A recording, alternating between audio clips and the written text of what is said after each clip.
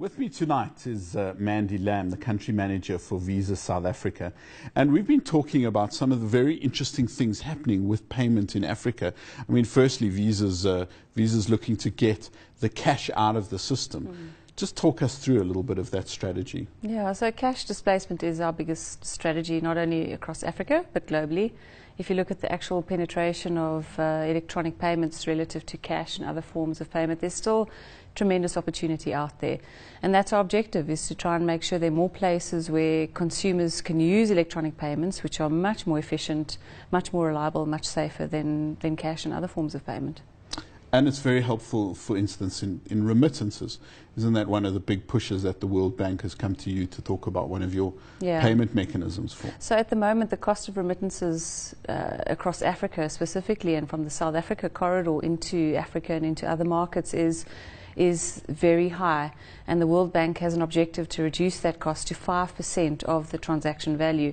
Now, there are many players operating in this space. I think that what we can do as Visa is really be the engine room behind offering a lot of opportunity for financial institutions and other players to be able to access remittances that are real-time and can access any Visa-to-Visa card on a global basis. So we're very excited about remittances or money transfer, or what we would term P2P. And it has tremendous opportunity across Africa, particularly corridors like East Africa. Zimbabwe into South Africa is a very significant corridor, and likewise the other way from Canada, from the UK. The actual dollar value of remittances, I think last year was about $32 billion, and is projected to maybe double by 2016. Yeah, it's a very significant number. And it's a lot of what people do. Expats send money home to look after their family. So there are obviously many benefits to having your money digitized.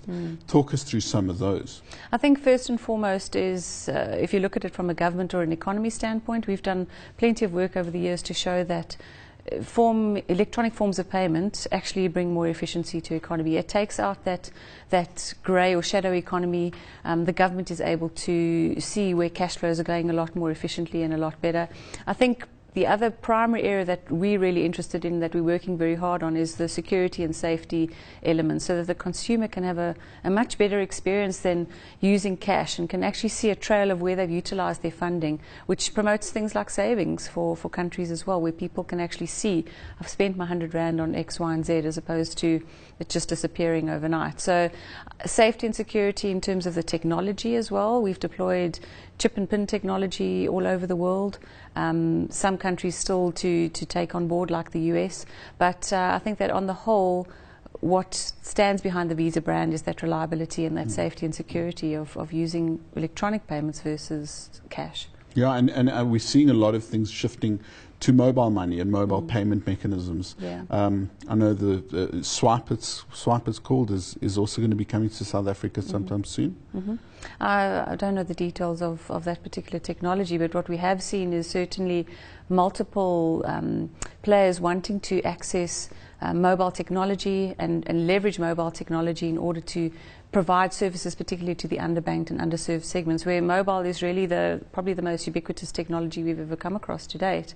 And so using mobile as a channel is a very exciting opportunity, whether it's to do payment, to do remittance, to receive money.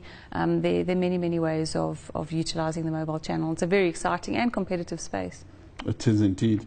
Well, thank you very much, Mandy Lamb, Country Manager of Visa South Africa, and looking at all the future ways that payments are going to take place, especially via mobile in Africa.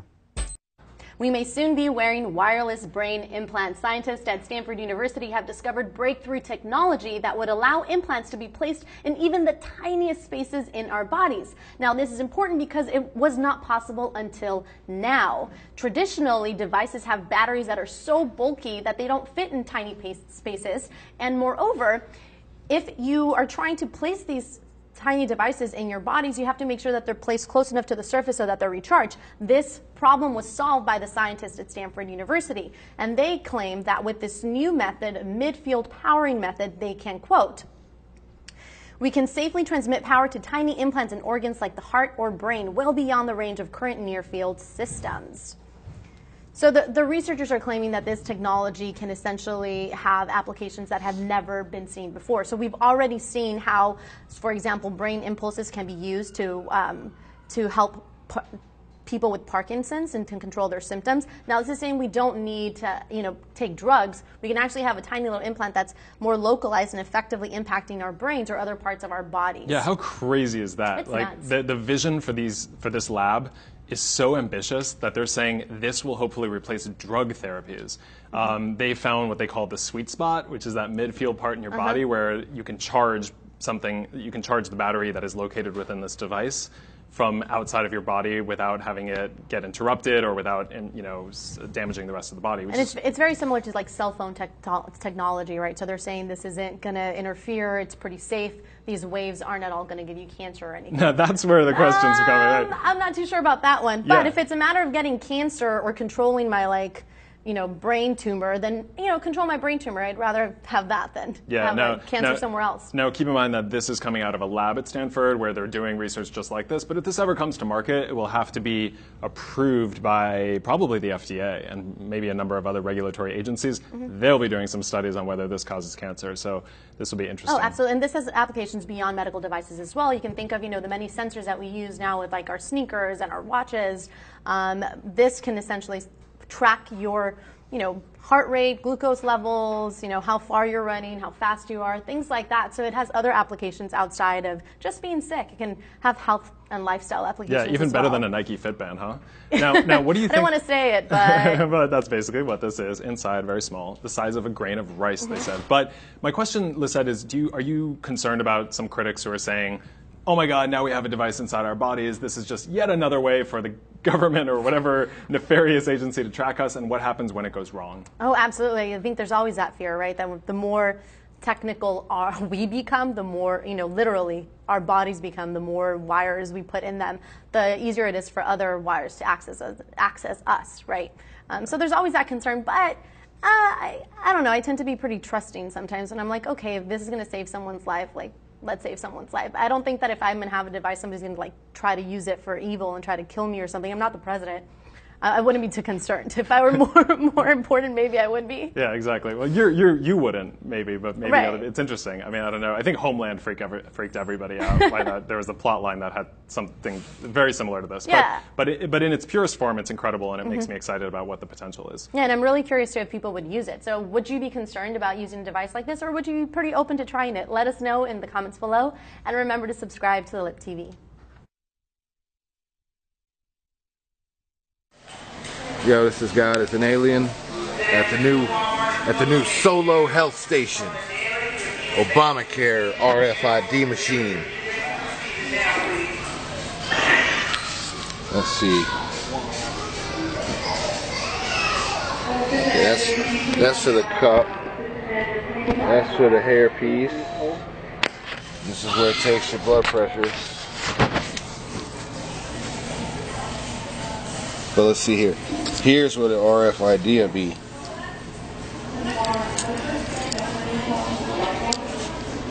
I'm going to ask the Indian lady up here if this is actually for beep, Mark of the Beast. Let's see what we got here. You've seen this on the other YouTube video, but it's really here. It's not a joke. Solo Health. Receive answers to questions. I'm going to ask the lady over here. This is what it looks like.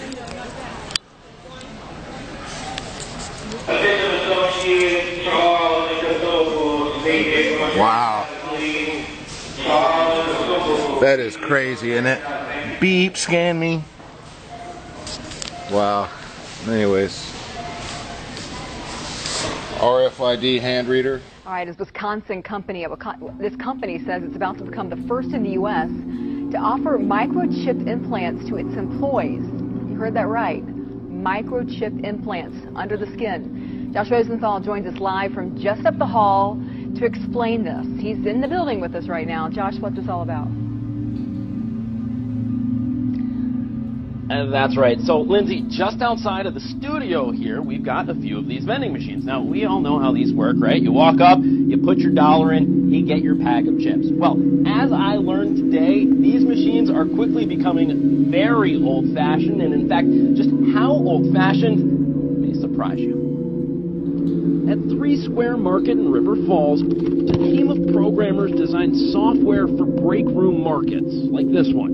Believe it or not, this is the reason they're about to do this to more than 50 of their employees. It's the next thing that's inevitably going to happen, and we want to be a part of it. The concept is pretty simple. Just like how you can buy something nowadays using your phone, what if you could use a microchip inside your hand instead? Todd, you're going to show us how this could potentially work.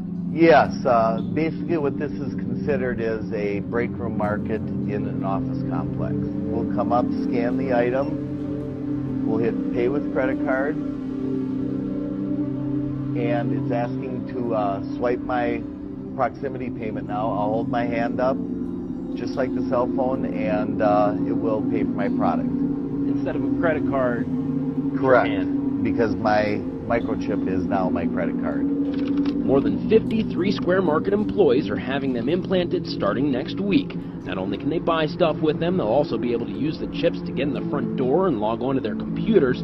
Each chip costs $300. The company's picking up the tab. The chip goes between your thumb and forefinger, and CEO Todd Westby says the data is both encrypted and secure. So if I'm one of your employees and I've got this chip in my hand, you won't know, hey, Josh is slacking off. I can tell because I'm reading this chip. No, there's no GPS tracking at all. Employees here aren't required to get the chip. One of the ones choosing to do so, however, just so happens to be former North Star player and current Edina hockey coach, Kurt Giles.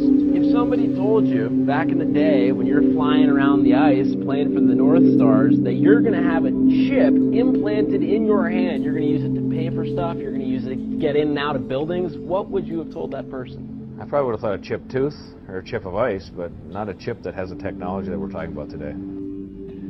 Okay, now, in case you're wondering, Lindsay, each one of these chips, it's about the size of a single grain of rice. It's tiny, just one little grain of rice. And now, get this, if you get one of these implanted into your hand and you want to get rid of it, you know how you do that?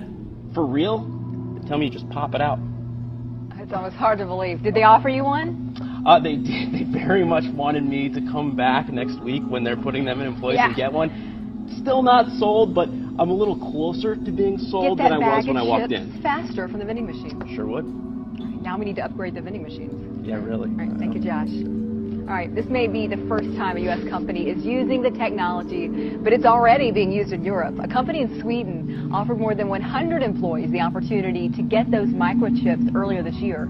The company Epicenter Stockholm says phone and internet browsing history poses more of a threat than the chip.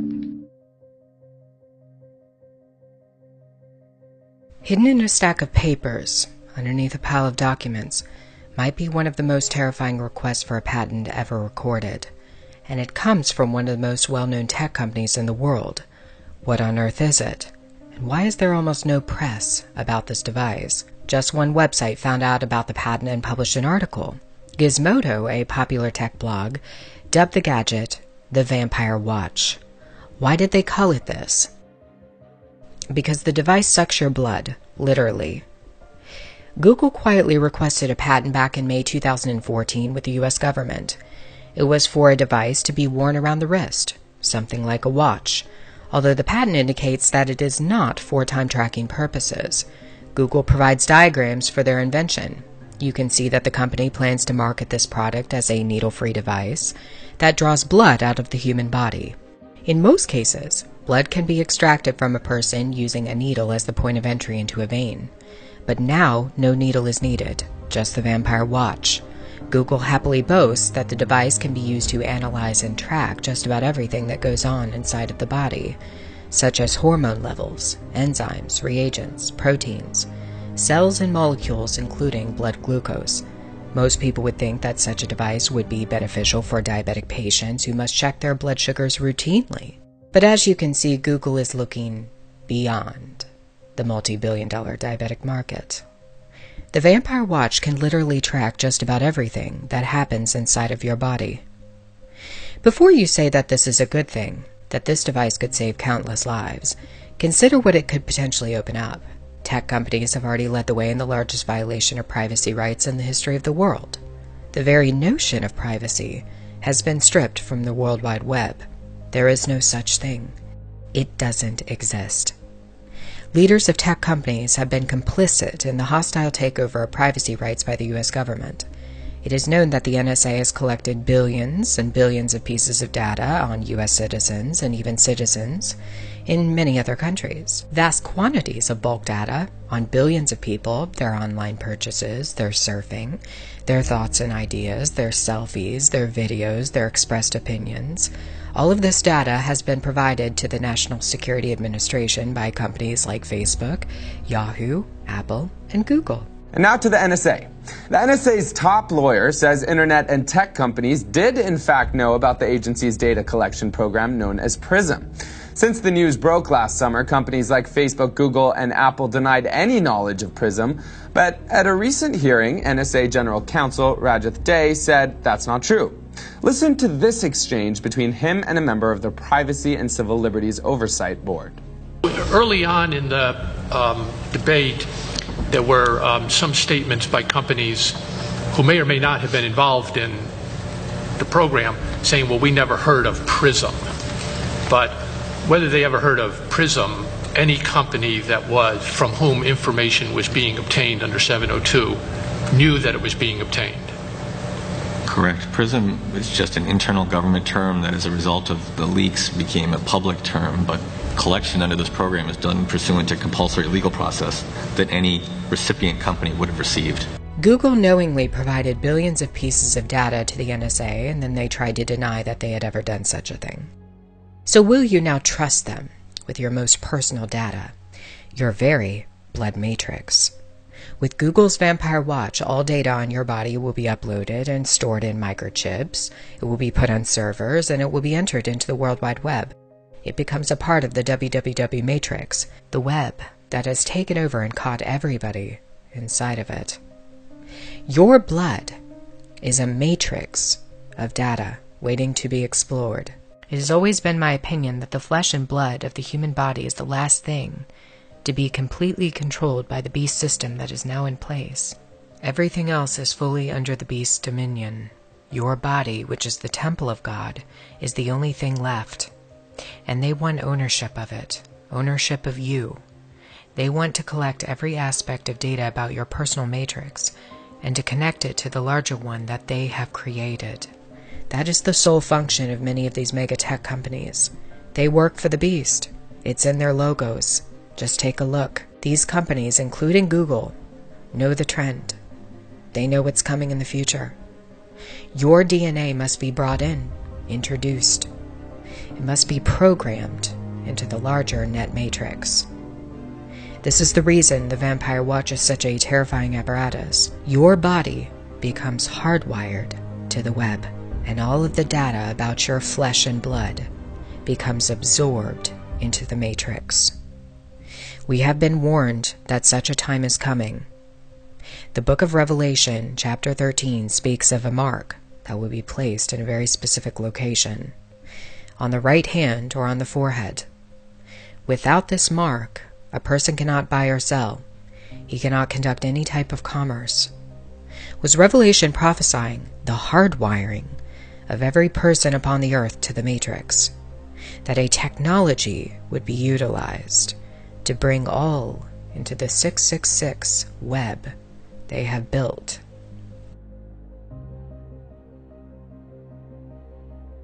One of the most unusual aspects about the Vampire Watch is the way Google describes it. An aperture is created in the skin, blood is sucked out, and drawn into a negative pressure barrel. According to Google, the watch functions like a miniature particle accelerator, in which hyperspeeds are used to collect the blood. Perhaps you caught the oddity that Google describes the Vampire Watch as a particle accelerator, one that you wear around your wrist.